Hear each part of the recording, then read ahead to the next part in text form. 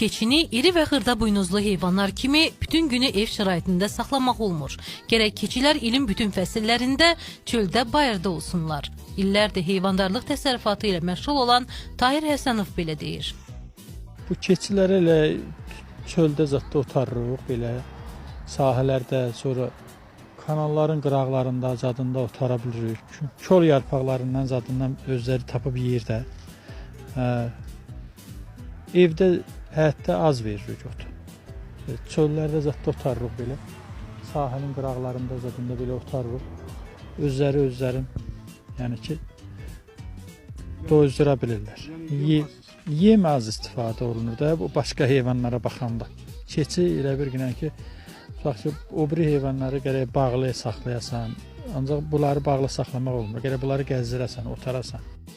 Tahir Həsənov deyir ki, bu sahə olduqca gəlirlidir. Keçilər ildə 2 dəfə bala verir.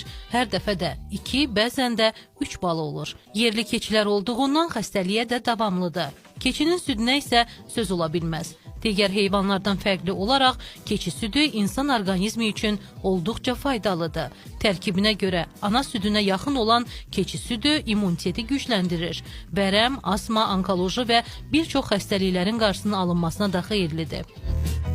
Bunun sütü o biri heyvanlara baxanda yağlı olur, dadlı olur, yağlı olur. Onun sütündən pendir düzəldirik, dələmə düzəldirik.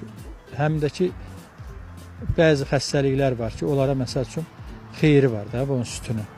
Həkimlər elə çox adamın uşaqlarına da yazırlar ki, keçi sütü alıb içirdiyinə var. Keçi əti insan orqanizmi üçün ən yaxşı müalicəvi ət hesab olunur. Onda olan yağın miqdarı qoyun ətində olan yağın miqdarından çox aşağıdır. Keçi ətində xolesterolun miqdarı çox azdır. Ona görə keçinin əti dietik hesab olunur.